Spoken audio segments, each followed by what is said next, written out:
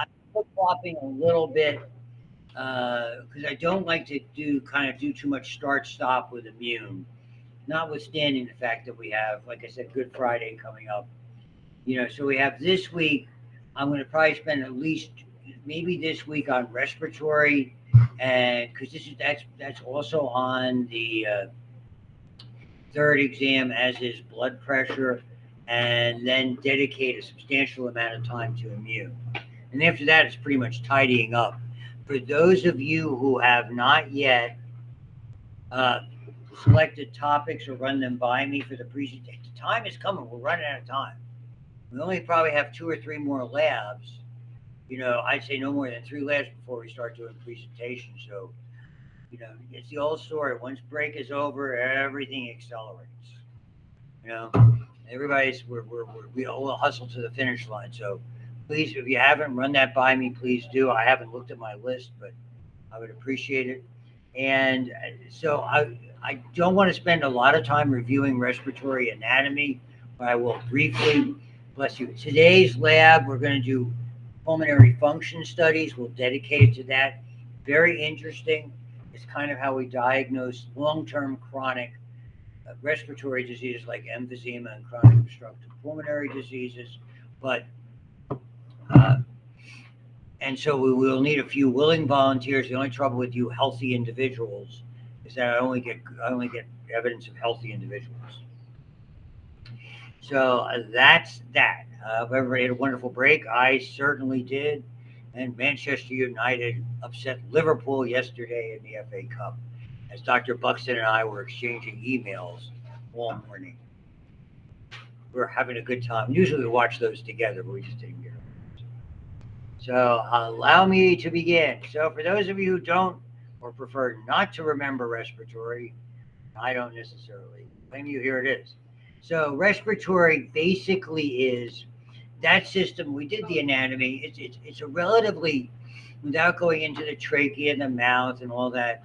Effectively, we're dealing with a system that is relatively small if you think of it anatomically, length and width.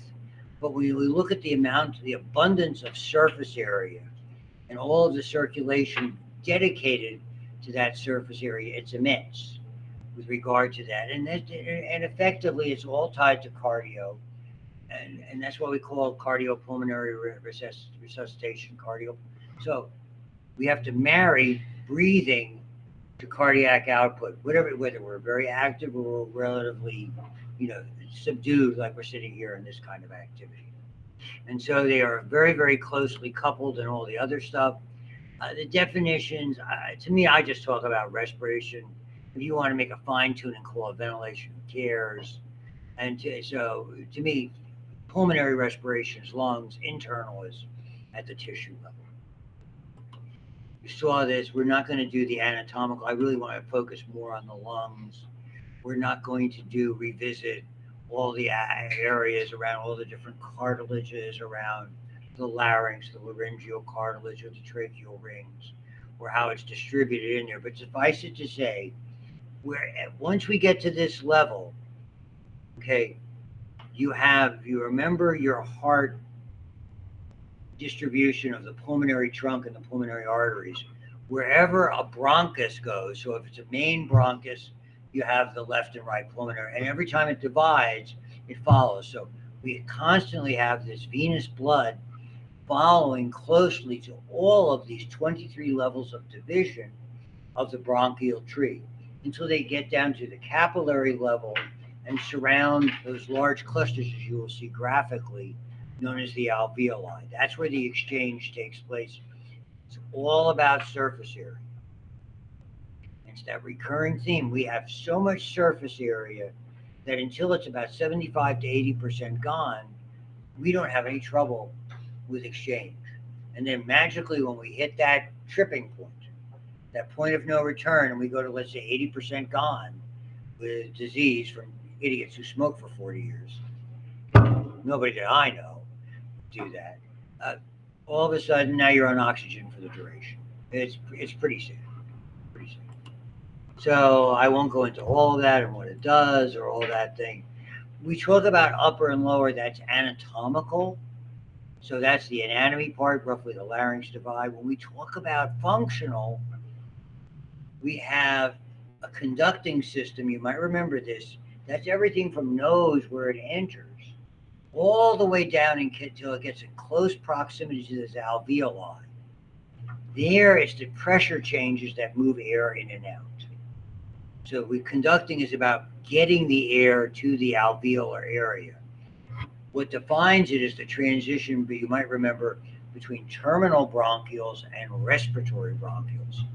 Respiratory bronchial has no more cartilage, and it starts to open up into alveoli and little clusters and little groups, and eventually widened alveoli by a variety of anatomical terms.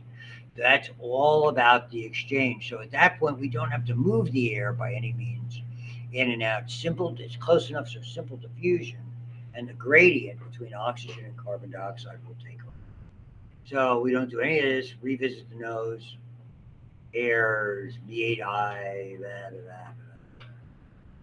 Any of that stuff. That's all anatomy 101, and we're not going to look at it.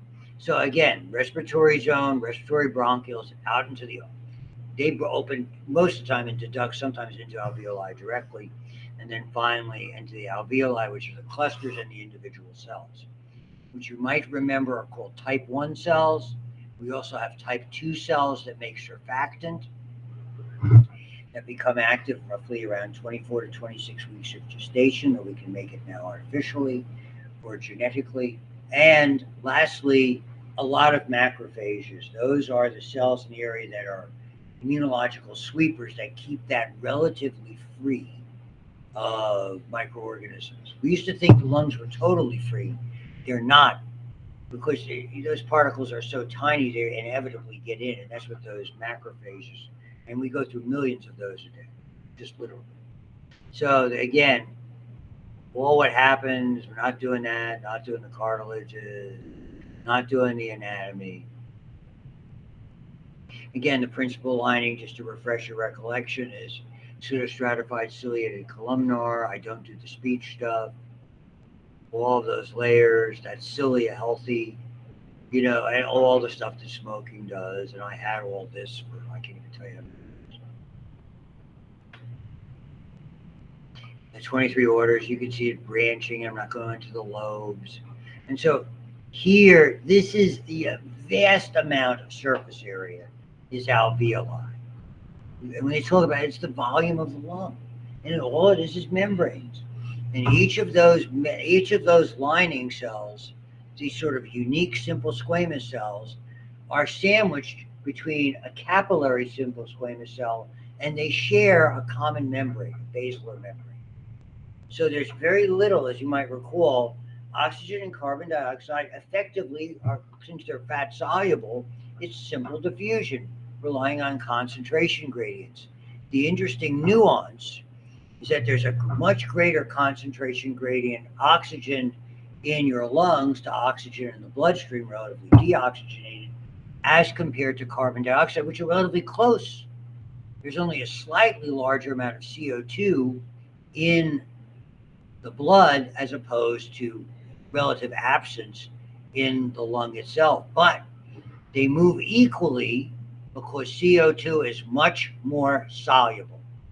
Very important. So it's not just concentration gradient. Since they're not equal, the CO2 solubility is a very significant factor.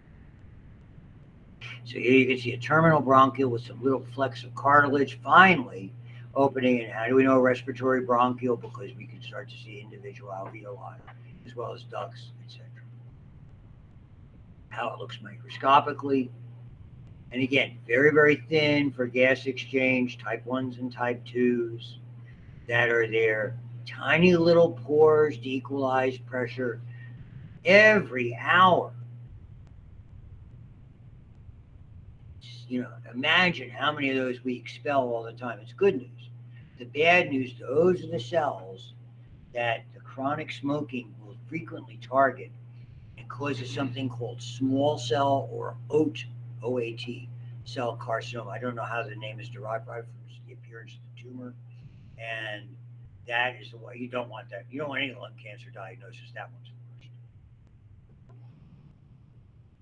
So voila, this is what I mean.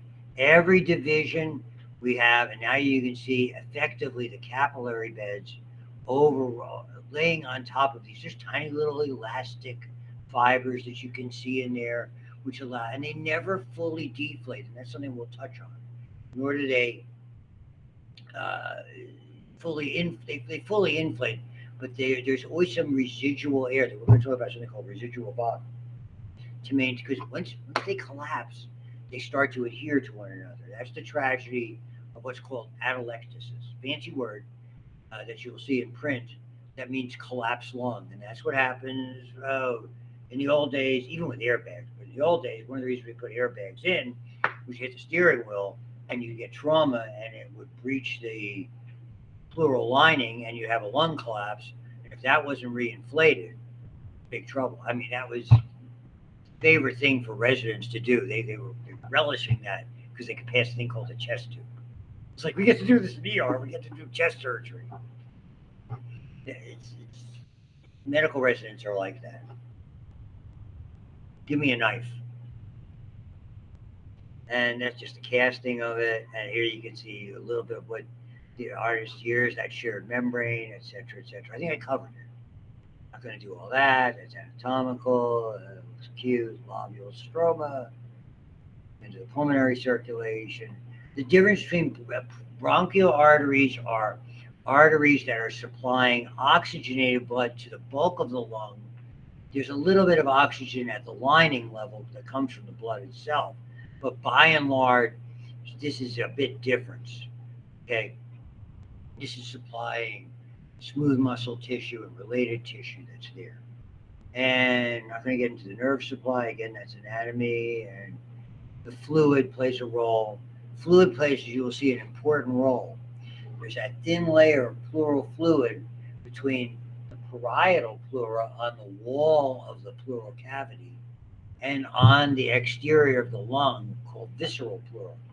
And we utilize the surface tension. So when you and I inhale and expand our chest cavity both side to side and flatten the diaphragm vertically, so to speak, as that volume increases, that bit of surface tension helps to expand the lung. It assists as an addition to the muscular activity. And that's where pleurisy comes from. And boy, it didn't take me long to go through that. Panting.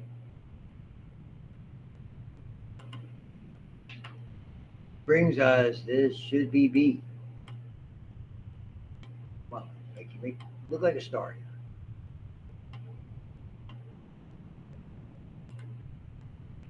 I'm sure you've missed I can see by your absence of responses that you definitely missed it. I haven't had one smile here. At least somebody smiled. Like your hat. Thank you. Very cute. I don't like the weather. Hey, it's going to get better. It can't get worse. Don't say that. Say that. Yeah. I know. March is the worst aside. In 1994, I had my kids at hockey practice in March at a hockey camp or something like that, and all of a sudden we had I think the better part of 3 feet of snow with 4 to 6 foot drifts that afternoon. My daughter, who at the time was whatever 7 or 8 years old, I mean, she was walking on a drift in our backyard and just down to here. Help, help. I'm running out there in a pair of jeans and a t-shirt, freezing. Did I hear her? Oh my God. Crazy. So yeah, that's March. Okay, in and out. This is physics. Remember, we don't do physics, but the whole idea, to summarize, is there's inherently a negative pressure that is created by that residual amount of air and the availability of the surfactant, and again, the surface tension that exists, because the muscles always have a certain degree of tension that creates a negative pressure. Remember, it's everything that you hear, all of these laws whose names you will see, are all based on the good old ideal gas law, good old PV equals nRT. You know, so pressure and volume have a constant relationship. Since the volume is slightly expanded, increased, the pressure has to go down a little bit. And they crunch the numbers, but there's enough, and yes, it fluctuates with breathing. So it's usually, as you can see, always to some extent negative by about 4 milli, not a lot. Okay, and again, fluid is kept there because if too much fluid accumulates, like in a what we call a pleural effusion, it can push it back. It doesn't take much for this to happen. I mean, again, it could be trauma, like from an accident. I mean, there's a lot of things that can cause that to happen. And so, what and understand that there are forces that the lungs have. All those elastic fibers will tend to make it go to its smallest size. So the surface tension tries to reduce that. Okay? So we have opposing forces, and if one over, it's like any opposing force, one overcomes the other. And so you can look at all these different ones, and I don't do the math or any of this stuff. And if this interests you, fine. I'm not going to ask you about it. I just want you to know the generals. Here's the atelectasis. And there's a lot of things. Like you can see this in pneumonia. Particularly, it's called a pneumothorax. All that means is hole in the thoracic cavity. But, and it doesn't matter. It can be different things. And like I said, you typically will pass a chest tube and gradually pull it out until such time. We would at our emergency room, we could do some stuff, but typically we're calling in whoever was on chest and on call would come in. We have a thoracic surgeon do that because we didn't have. It wasn't like we had a thoracic residency program. It was there. So inspiration and expiration are really what we do, and understand that this is, even though we don't think about it technically as voluntary muscles. It all has to do, as you will see with the controls, with these respiratory centers that are set kind of like a metronome, okay, in between the pons and the medulla. So we have a set rate, and we all have appreciated that. The fact that, if I'm not talking about it, you're not thinking about, am I breathing at what rate I'm breathing? I mean, you may have certain times where you're, oh my God, I got to catch my breath, and you'll voluntarily, and then all of a sudden you forget about it, not think about it. Again, it's presets that are there, and it's governed by if we try to stop ourselves. The little kid says, "I'm going to hold my breath and turn blue and die," and you'll find out. Go ahead, knock yourself out. The ever popular tantrum. Acting like a child. We get into that. I didn't tell you about the golf shoes, did I? Golf shoes. I brought this old pair of golf shoes. I've used them for 2 years. Sitting in the garage. I took them out of their plastic bags. I put them in the suitcase. The only thing I brought down. They were like moldy and black. Old pair of FootJoys. My wife said, "What in heaven's name are those?" Not the word she used, if you understand my meaning. She goes, "You're not wearing those." I said, "It's the only pair of golf shoes I got." So I get a text on the about 17th, 18th hole. With it is the link. You are to order these and throw those blankety blank shoes away before you come back to this house. Even on vacation, I get abuse. So here's the first of these laws to put in your memory bank. Boyle's law. And you see these are derived. All we do is PVNRT1, PVNRT2, and effectively the NRTs, because they're constants, go out. Whatever is that transitive property, remember that? Distributive, transitive. Didn't you ever do proofs in math? Oh, come on. Everybody did. As a math major at one point. And so it doesn't matter if you adjust P at one level or two level, they're going to have a constant relationship.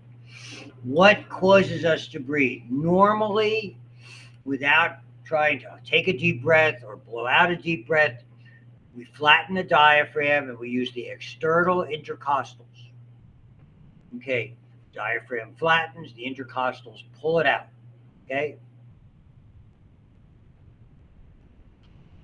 That's inspiration. Normally, inspiration is the only time when we're doing active energy expenditure. When you exhale, you're relaxing the muscles, and the elasticity is providing the exhale. You're not expending any extra energy.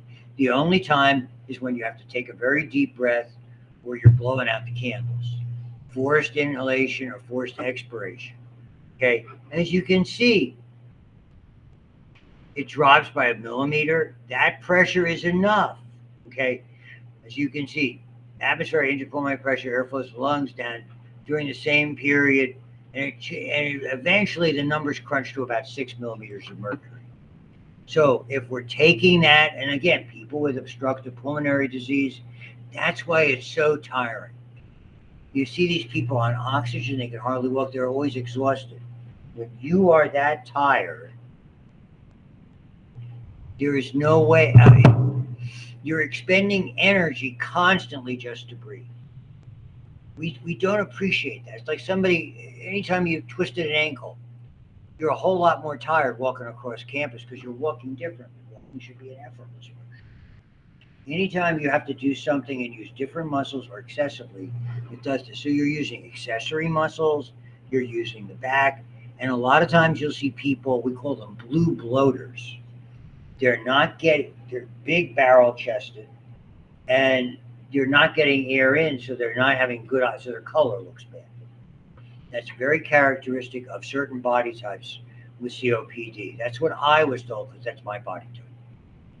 I was a heavy smoker. I was a resident.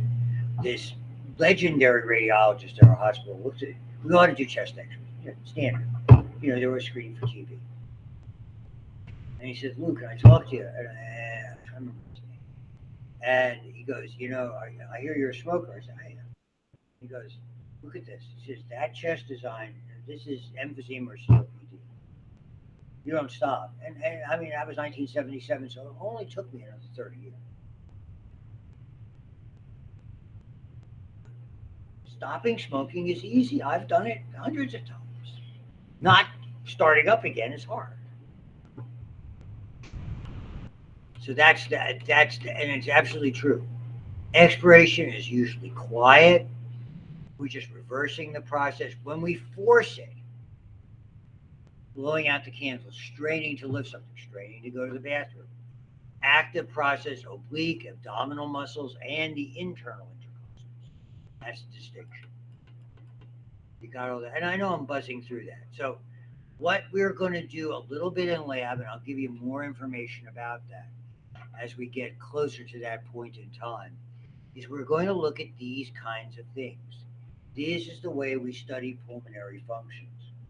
We basically have a system where we're monitoring how much is coming in, how much is going out, and relaxed breathing, and when we're trying to strain, or when we're trying to take big inhales and big out exhales.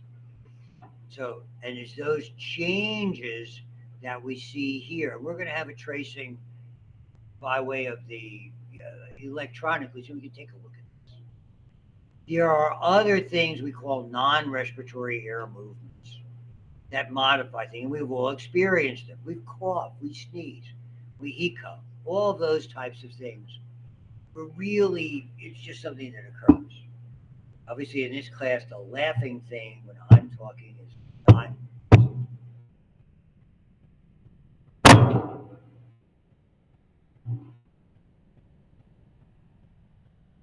And I wanted to come back. I missed you. My son, how's your class? I said, they're one of the nicest people in the world. I love teaching. They don't laugh at my jokes. He look me dead. No one does. Yeah. Same as a son would say to a father. Same expletive jokes. Like, again, this gift to me. Oh, Hmm? what is that? USS Delbert D. Black. Their slogan is "Anchored in Arms." GGG 119 is the thing on the ship. We did the tour. My wife hadn't done the tour, so we did the tour. We had a great time. No elevators.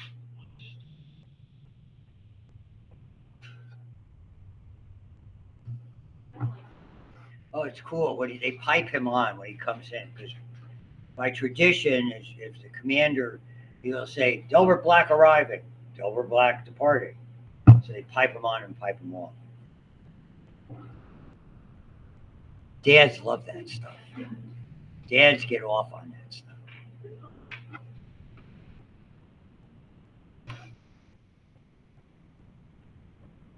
So I was telling Sarah, this is the one time they actually were getting along. I can't believe. Okay, things that create problems. And it's straightforward: resistance, surface tension, compliance. Okay, look at them one by one. Again, not doing this resistance, all this type of stuff, blah blah blah blah blah. So it's usually not a big deal. Okay, things are wide open in the conducting zone. The branching, they tend to get smaller. And remember, this is sort of analogous to where we control flow in arterioles. It's about the surface area and about how well we can close it off. But in here, if there's any resistance, meaning somebody developing obstructive disease, or maybe they have a case of pneumonia or really a lower respiratory infection, a la COVID, would be in these medium-sized bronchi. Okay, and obviously, it's once we get past or at and just beyond the terminal bronchioles, it's about diffusion. So this is the area functionally where a problem could occur. Let's say that's not really truly long-term chronic. I would think you might see this more in acute. And so, you remember, we had a very similar graph for arterioles. The medium-sized bronchi is where we get that little uptick. At that point, they're getting smaller, and it's restricting the flow. And then all of a sudden, not so much of a problem today, because it keeps branching and branching, and effectively disappears here. So this is the big problem. When we have constriction or obstruction, prevent life-sustaining ventilation, this is acute asthma attacks and anaphylactic shock. We're going to visit the anaphylactic shock in more detail in immunology because it's an immunological phenomenon. But acute asthma is basically in the same realm because effectively they mirror one another. Slightly different origin, but they mirror one another. And what happens there, and people are always mistaken, when somebody's in anaphylactic shock or has an acute at the bronchiolar level, tracheotomy is of no benefit. That's only if it's blocked here, not here. That tracheotomies are done here. That's why that landmark notch, the manubrial or called the sternal notch, is there because it's midline. Okay, this is occurring deep inside here. There's no way to open it up. What's there? So in order, and you learned about this when we talked about autonomic nervous system, we're using a beta-2 stimulant. And even though you might use one of those typical inhalers, when it's acutely and immediately life-threatening, epinephrine will work the fastest and the most efficient. That's why we use it. So in any emergency room, an EpiPen is roughly epinephrine diluted 1 to 1,000, administered subcutaneous. So that's a typical EpiPen, whatever it is. So you just pop it, and it immediately give you a subcutaneous dose. It's easy, just put it on skin and bang. Okay. Surface tension. Okay, liquids at an interface that's there. Coats the walls, tends to cause alveoli to shrink, that is, collapse. So effectively, because there's surface tension inside moisture, the surfactant opposes that. So surfactant is a wetting agent. And this is why preemies were at such peril prior to us being able to make surfactant and administer it. And all of a sudden, in the old days it was pre-26 weeks, big trouble. Now we can do 24, maybe even to the 23rd week. And I'm a little old on my neonatology. It is very, very scary. Because if you've ever seen a preemie, they are tiny. It's interesting. We adopted my middle one when he was about at least 4 to 5 weeks premature, and he spent the first 2 weeks in ICU. There were some real concerns. He's been a pain in the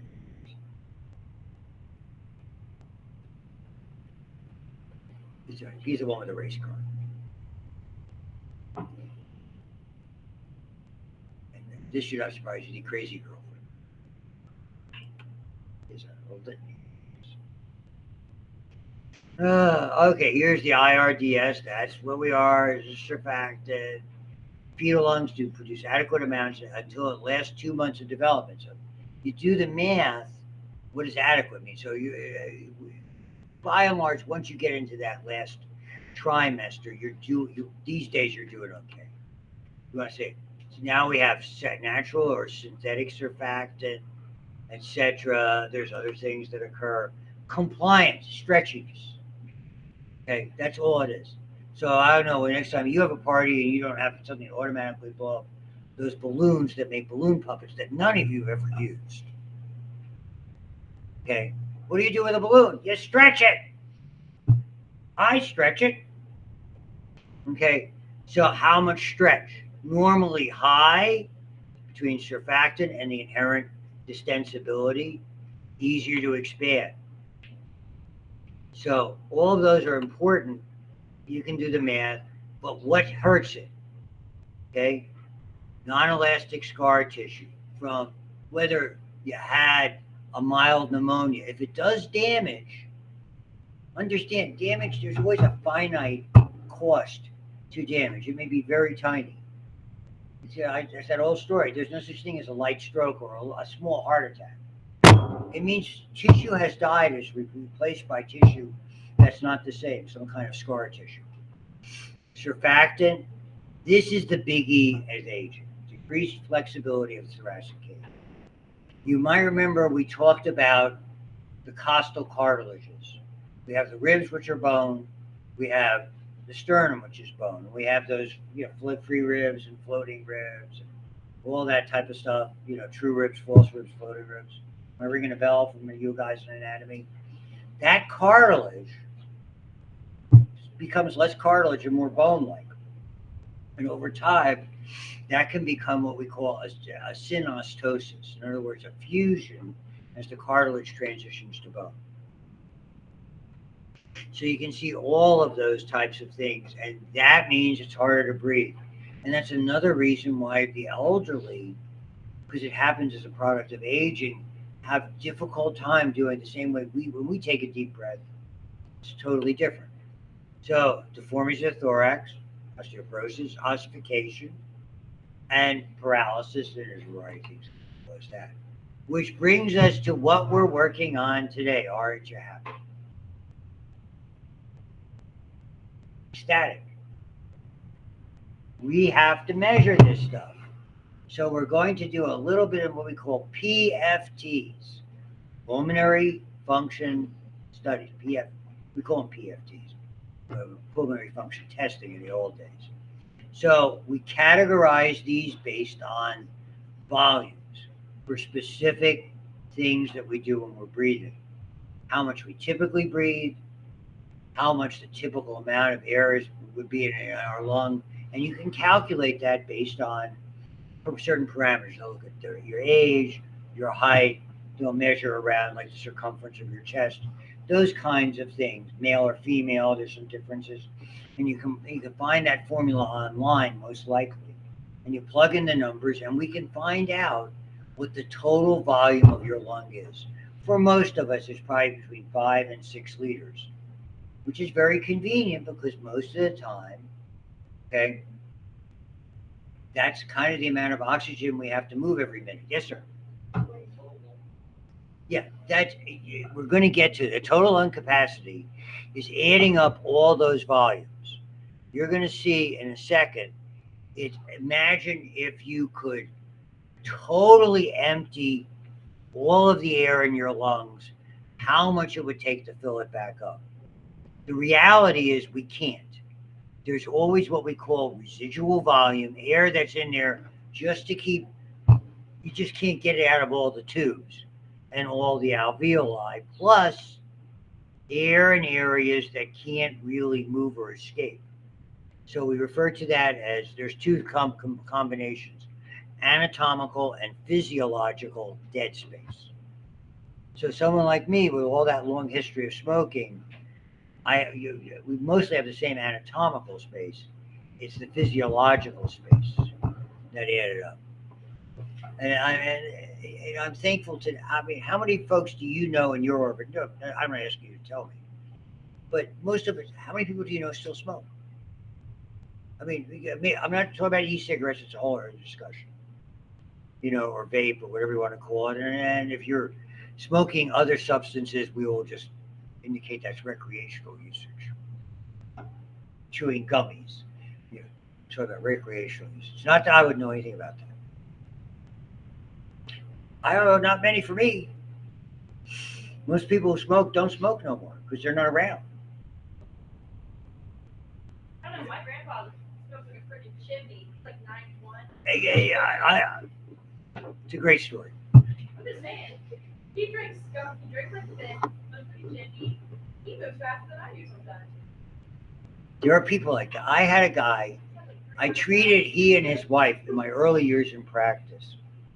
And yeah, I treated the lady for a long time.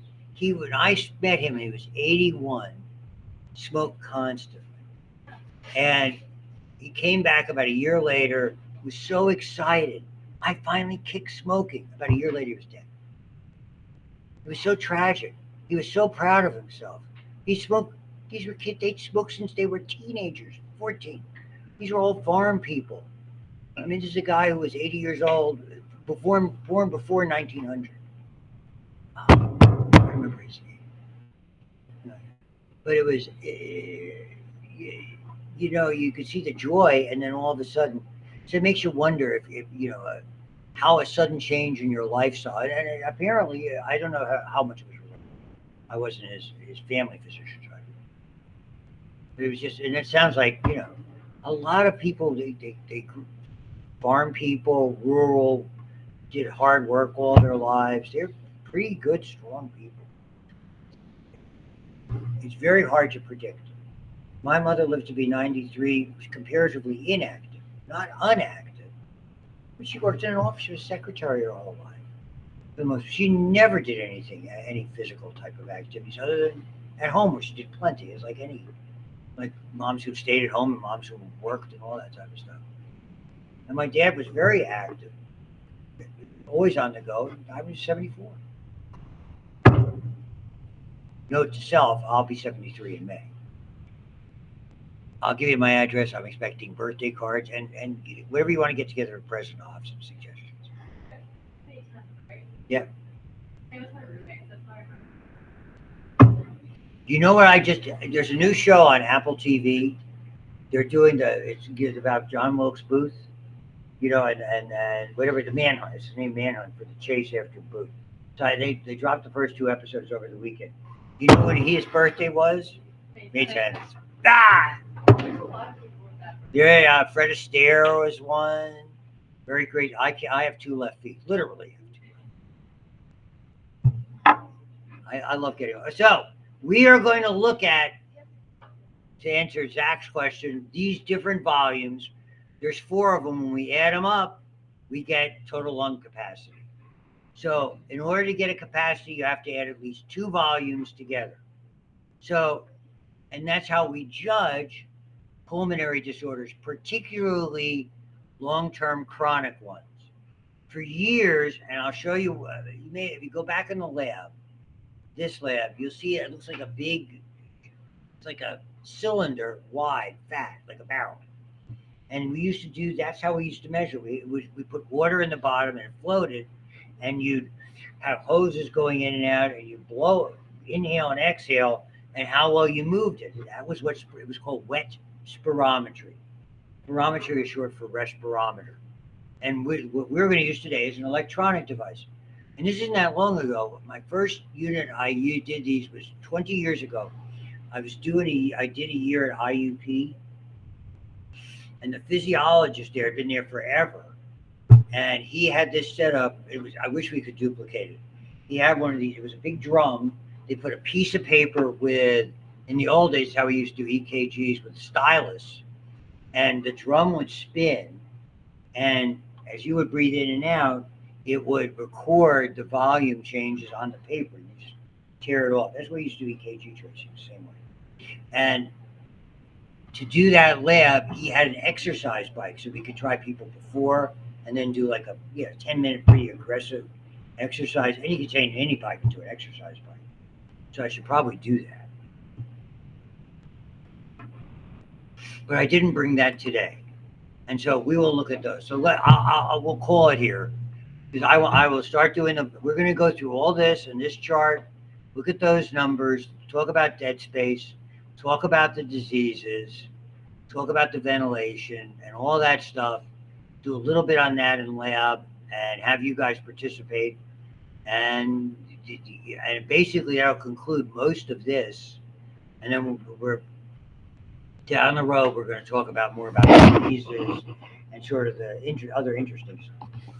It's part of it. Downstairs today, right? No, yeah, we're right under here. Yeah, I gotta go get my lab stuff.